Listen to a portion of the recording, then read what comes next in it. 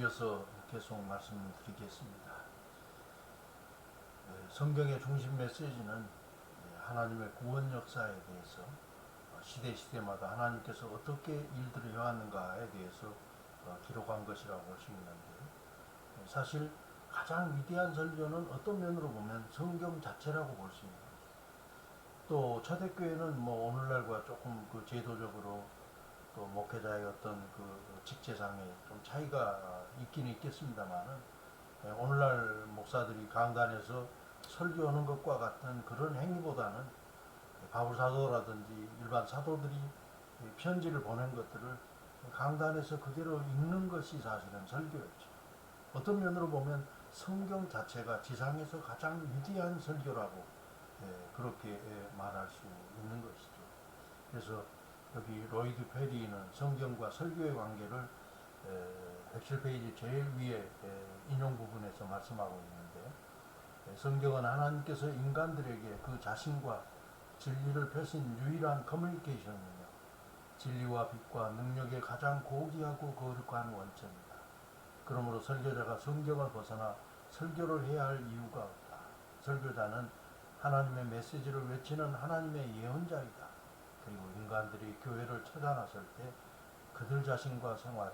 성경의 말씀이 선포되고 해석되고 적용되어야 할 것을 기대하고 있다.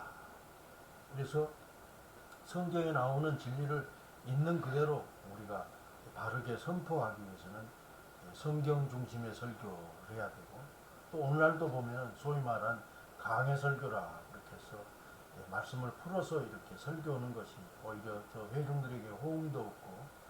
보다 성경적인 설교로 그렇게 인식되게 되는데, 그런 면에서 생각할 때 성경이 설교의 원천이 되어야 하고, 또 목회자는 성경을 근거로 해서 설교하는 그런 바른 자세를 가져야 할 것입니다. 여기 오늘 107페이지 제일 밑부분 뮬러가 한 말, 오늘의 강단에 성경이 중심의 자리로 돌아오기 전에는 참된 진리의 선포와 항구적인 영적 회복이란 있을 수 없다. 부정적인 용어로 이렇게 표현을 했습니다만은, 성경이 중심의 자리로 오늘 강단에 서야만이 참된 진리가 선포되고 또 영적으로 우리가 바로 회복될 수 있다고 생각하면서, 설교자는 어떤 경우든지 하나님의 말씀을 벗어나서는 안 되고 말씀에 근거해서, 그리고 그 말씀을 바르게 잘 적용한다고 하는 것이 참으로 귀하다는 것을 기억해야 할 것입니다. 여러분들은 저처럼 매주일 또 몇 번에 걸쳐서 이렇게 설교를 자주 해야 될 그런 일치가 않기 때문에 설교 본문을 정한다고 하는 것이 그 어려움에 대해서 별로 그렇게 피부로 와닿지는 않습니다만, 사실은 설교를 준비하는 데 있어서 여러 과정들, 오늘 그 부분의 일부를 또 말씀을 드리겠습니다만은, 설교에 있어서 어려운 가운데 하나는 뭔가 이 본문을 정한다는 것이, 가정주부도 그런다. 아침밥 먹고 이렇게 설거지를 하면서 남편 출근 보내고 또 애들 학교 다 보낸 다음에 저녁밥 뭐 먹을까 생각하면서 저녁에 뭐 먹을 것은 이제 메뉴를 딱 정하게 되면 그렇게 마음이 편안하다 그러는데, 목회자도 마찬가지. 목회자도 설교 주일 예배 인도하고 설교를 다 마치고 난 다음에 다음 주일 설교를 어디에 할 것인가, 이것이 정해지게 되면 그렇게 마음이 편안하고, 또 어떤 면으로 보면 설교의 상당 부분은 중지한 거나 마찬가지와 같이 설교 본문을 선정한다고 하는 것이 굉장히 중요한데, 또 설교를 본문하는 데 있어서 정하는데 여러 가지 방법들이 있게, 그런데 이제 성경을 순서대로 이렇게 쭉 강해하는 그런 사람들도 있는가 하면, 또 어떤 사람들은 성경을 펼쳐놓고 눈 감고 있다가 탁 펴가지고 그 나온 본문을 가지고 또 정하는 사람들도 있고 그런다고 하는데, 아무튼 이제 설교의 본문을 정하는 것, 이게 목회자에게 있어서 굉장히 중요한 그것인데 설교 본문이나 주제를 찾는다고 하는 것 이게 무엇보다 중요하지만은 우리가 생각할 때 이게 이제 즉흥적이 되어서는 안 된다고 전제하는 것이 예를 들어서 가정주부들도 집안 식구들 영양이라든지 건강을 생각하게 되면 나름대로는 표를 뭐 붙여놓든 안 붙여놓든 되게 이제 식당 같은 데서 뭐 기숙사라든지 그런 데서는 나름대로 이제 요일별로 그리고 아침, 점심, 저녁 또 식사 때마다 메뉴를 어떻게 할 것인가 대충 메뉴판을 짜놓고 일주일을 보통 그렇게 이제 돌려서 식사를 하게 되는데 그렇게 하게 되면 훨씬 더 균형 잡힌 것을 할 수 있죠. 목회자도 예를 들어서 즉흥적으로 자꾸 설교 본문을 정하다 보면 이제 어느 때 목사가 선호하는 그 부분의 성경은 자주 보지만 또 골고루 우리 성도들 영적 삶에 필요한 그런 그 영의 양식을 공급하는 데 있어서 자칫 잘못하면 편식할 수도 있는 그런 그 경향들도 없잖아 있다고 하는 것이죠. 그래서 성경 말씀을 편식하지 않기 위해서는 체계적으로 또 이게 잘 한다고 하는 것이 중요한데 아마 세계적으로 그 식단을 가장 잘 짜는 가정주부가 유대인이라는 말이 있는데 사실 유대인들은 성경에 나오는 그 가르침을 보면 근근히 먹고 사는 것이 아니라 배부르게 먹고 또 잘 먹는다고 하는 것에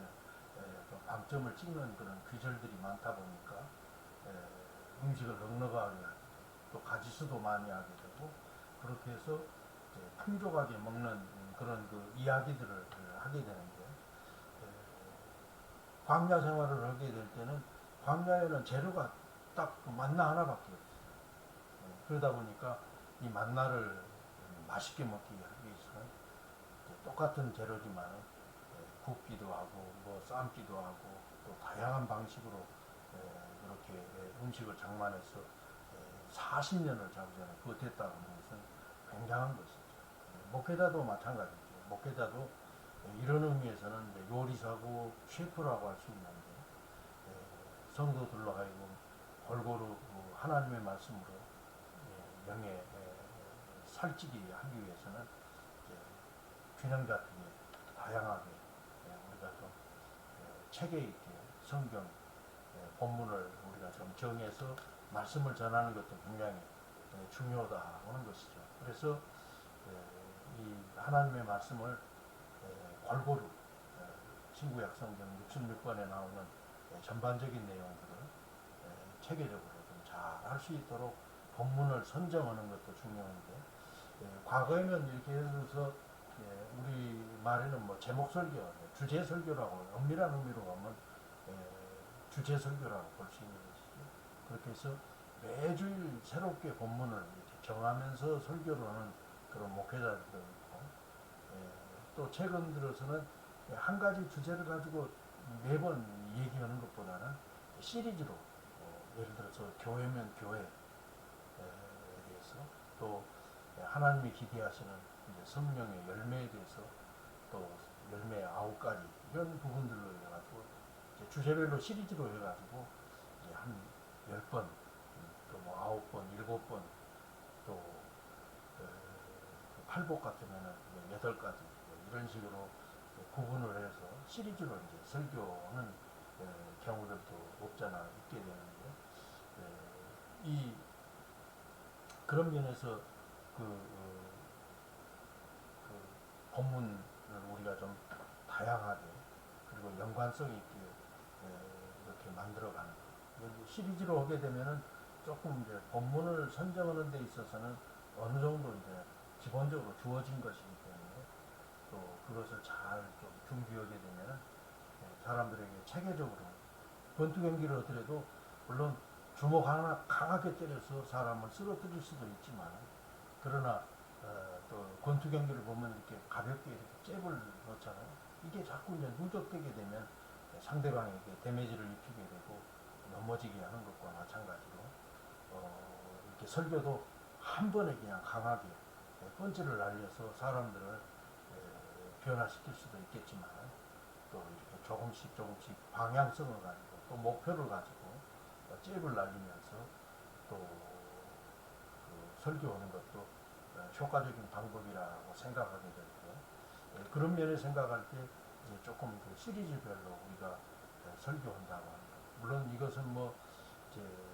그 수요일이라든지 새벽기도는 조금 그 양상이 다릅니다만은 주일 설교 같은 경우는 이제 시리즈로 하는 것이 좀 효과적이고 그러나 우리가 좀 시리즈로 할 때도 좀 유념할 것이 이게 너무 지나치게 한 주제를 가지고 길게 가버리면 안 된다. 제가 신학교 다닐 때 그때 당시 뭐 지금은 다 이제 현직에서 물러나고 또 돌아가시기까지 했던 걸로 제가 기억이 납니다. 어떤 목사님이 이제 교회에서 강해 설교를 하면서 수요일마다 그 시편 강해를 하게 되는데 처음에 시작했을 때와는 달리 이게 의욕만큼 그렇게 설교가 잘 되는 것이 아닙니다. 그래서 한 시편 정도 이렇게 강의를 하는데 벌써 이제 문제가 생깁니다. 근데 한번 생각해 보세요. 시편이 뭐 금방 끝나는 것도 아니고 150편까지 있는데 시편에서 벌써 이렇게 위기가 왔는데 앞으로 이제 140편이나 남아있는 것을 계속 이제 우기면서 이렇게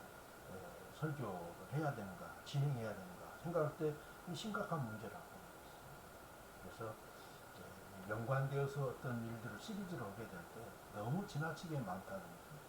또 너무 적어가지고 연관성을 이렇게 좀 맺기가 힘들다든지 그런 것들은 좀 적절하지 못하고 제가 설교를 해보니까 이제 7번에서 한 10번 정도 그래서 우리가 예를 들어서 어떤 그 성경 본문을 가지고 뭐 설교를 하게 될 때 서신서 내용들 뭐 몇 장, 5장, 6장 이런 정도 규모 같은 건 괜찮지만 설교를 할 때 예를 들어서 뭐 아주 세밀하게 하면서 창세기 전체를 놓고 주일 오전 설교를 예를 들어서 강해 설교한다 그러면 사실은 상당히 좀 힘들 수도 있고 그래서 주제에 맞게끔 또 조금 더 세분화시켜서 한 7번에서 많으면 한 10번 정도 이렇게 시리즈로 할 수 있도록 구성하는 것들도 굉장히 중요하다 하는 것입니다. 또 오늘날 뭐 이건 뭐 책에는 나오지 않는 내용입니다만은 설교하는 데 있어서 회중들과 상관이 없는 설교를 할 때 귀를 막아버리고 마음을 닫아버린다. 그래서 회중들에게 필요로 한 그런 말씀을 주기 위해서는 목회자가 사실은 굉장히 회중들의 삶, 또 오늘의 시대를 읽는 그런 그 영적인 통찰력이 있어야 된다는 것입니다. 그래서 오늘 시대의 성도들은 어디에 관심이 있고 또 어떤 문제를 가지고 고민하고 있는가 그들이 안고 있는 그 삶의 아픔이 뭔가 그 회중들의 그 니드를 우리가 좀 잘 알아서 거기에 적중하는 그리고 거기에 응답하는 그런 설교를 하게 되면 훨씬 더 감동을 줄 수 있는 것이죠. 그래서 아까 이제 설교 본문을 하는데 최근 들어서는 좀 시리즈를 해서 주제별로 이렇게 엮다 보니까 제가 재작년인가요? 재작년 정도에 사랑장 관다동서 13장을 가지고 또 쭉 이렇게 시리즈로 설교한 적도 있었고 또 계시록에 나오는 교회 가지고 7교회 또 성령의 열매 가지고 또 그 주제를 가지고 할 수도 있고 또 예수님의 제자들 또 인물들을 보면서 베드로, 안드레, 야고보, 요한 이런 인물을 중심으로 해서도 우리가 얼마든지 또 이렇게 시리즈별로 설교할 수 있다 하는 것을 보면서 본문을 우리가 찾는 데 있어서 좀 몇 가지 주의해야 될 점은 뭔가 내 생각을 말하는 것이 아니고 하나님의 뜻을 구하는 거기 때문에 본문을 선정하는 데 있어서도 우리가 깊이 하나님의 말씀을 묵상하는 가운데 기도를 통해서 이 본문을 선정해야 한다 하는 것입니다. 또 그런가 하면 아까 얘기한 것처럼 교인들을 신방하는 현장 속에서 또 다루어지는 그런 그 문제들을 보면서 어떤 특정한 사람의 문제라기보다는 잘 우리가 좀 관찰을 하게 되면 모든 교인들이 고민하고 또 풀어야 될 그런 문제라고는 그런 그 면에서 생각할 때 신방 현장 속에서도 우리가 하나님의 말씀을 본문을 정할 수 있는 것이고 또 오늘 되어지는 여러 일들 여러분 하나님께서는 단순히 어떤 성경 말씀만 통해서 말씀하시는 것이 아니라 오늘의 재난과 또 우리들이 겪는 사건 사고를 통해서도 하나님이 또 들려주시는 그런 신령한 소리가 있기 때문에 오늘 우리에게 주어지는 사건들을 면밀하게 잘 살피는 그런 자세가 중요합니다. 그 칼바르트라고 하는 사람은 한 손에는 신문을 한 손에는 성경이라고 하는 유명한 말을 했는데 목회자는 너무 성경만 그 깊이 파서도 문제고 또 세상적인 것만 뚫어지게 쳐다봐도 안 되고 오히려 시대의 흐름을 직시하면서 또 그 흐름 속에 하나님의 말씀은 우리에게 어떻게 응답하고 말씀하고 있는가 하는 것들을 살펴보는 가운데 본문을 찾으면서 첫째로는 기도 그리고 신방 그리고 오늘의 현 시대를 냉철하게 바라보면서 성경 본문을 찾는 것도 굉장히 중요하다 하는 것입니다. 그래서 오늘 이 본문 찾기 주의할 점 여러분들 책 110페이지 중간에 보면 첫째, 둘째 이렇게 나오는 부분인데 첫째 원칙적으로 본문 선정은 기도와 명상 가운데 이루어져야 한다. 둘째는 설교자 자신이 조금의 노력만 기울이면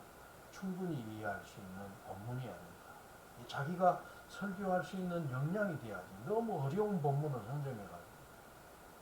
그냥 제대로 메시지를 추출하지도 모르고 또 그 소화를 못해가지고 회중들에게 제대로 전달할 수 없게 된다고 한다면 이것도 만만치 않고 그래서 가끔 이제 학생들이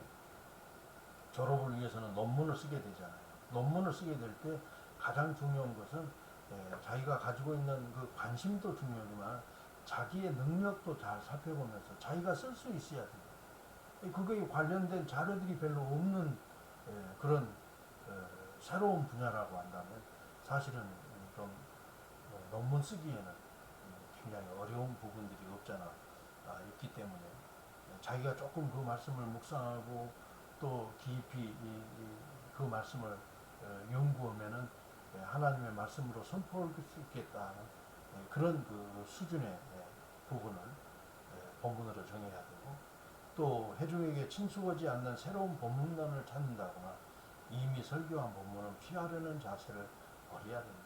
예를 들어 시편 23편에는 수편의 메시지가 담겨져 있음을 명명해야 된다. 그래서 늘 새로운 것만 찾는 것이 아니에요. 저도 목회자로서 늘 생각해 보면서 교인들에게 가장 중요한 것은 새로운 것, 신선한 것, 그게 아니에요. 사실 찬양대가 찬양을 할 때 보면 이 어떤 찬양의 회중들이 은혜를 받는가 보면 익숙하고 잘 아는 곡들, 친숙한 곡들.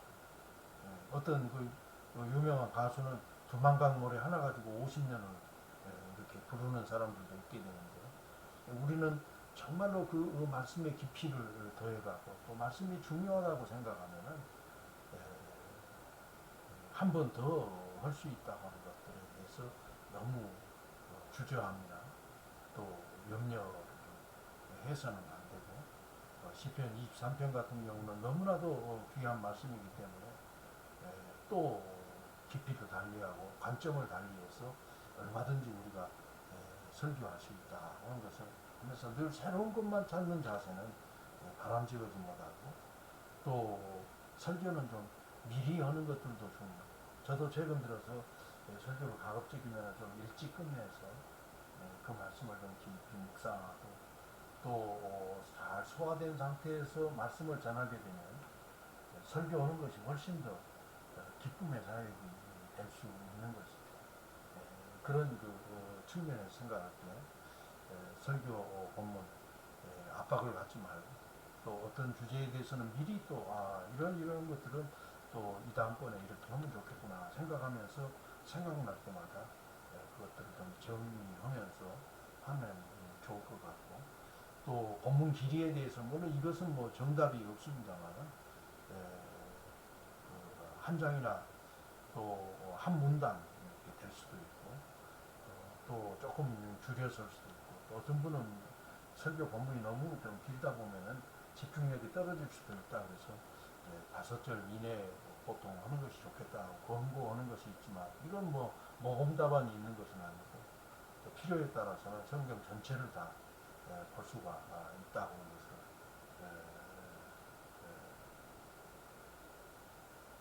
기억하면 좋을 것 같습니다. 그래서 가급적이면 이제 의미를 명확하게 하기 위해서는 저는 최근 들어서 조금 생각이 달라진 것이 성경 본문을 가급적이면 조금 길게 하는 것도 괜찮겠다. 왜냐하면 첫째로는 성경 자체가 훌륭한 설교이기 때문이기도 하고 그래서 아주 전문적으로 또 깊이 있게 또 인과관계를 전체적으로 연구해서 정리한 것이 아니라고 한다면 한 절 본문을 가지고 설교한다고 하는 것은 굉장히 위험할 수 있다고 합니다. 그래서 저는 몸매, 또 인과관계,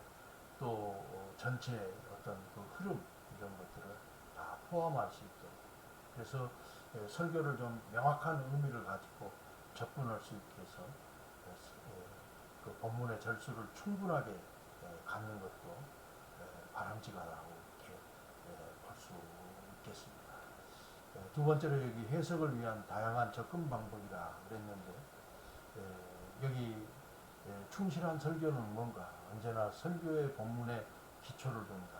그렇기 때문에 본문이 그 설교의 방향과 내용과 성격을 규정짓게 된다. 하나님의 말씀을 읽고 그 말씀을 바르게 잘 해석하고 또 풀어서 적용해서 회중들에게 바르게 잘 전달해 주는 것. 이것이 이제 기록되어진 하나의 말씀이라고 볼 수 있게 되는데 이 성경 말씀에 대해서 우리가 좀 깊이 있게 바르게 좀 잘 연구하고 또 그 내용을 그냥 피상적으로만 아는 것이 아니라 깊이 있게 언어적인 면으로 또 삶의 정황이라든지 전반전에 걸쳐서 또 문화적인 상황 또 종교적인 배경 이런 것들까지를 다 깊이 있게 하고 또 특별히 우리가 뭐 이제 신학도 그렇기 때문에 성서 원어인 히브리어나 헬라어에 대해서 좀 더 공부를 해서 이 원어적인 그런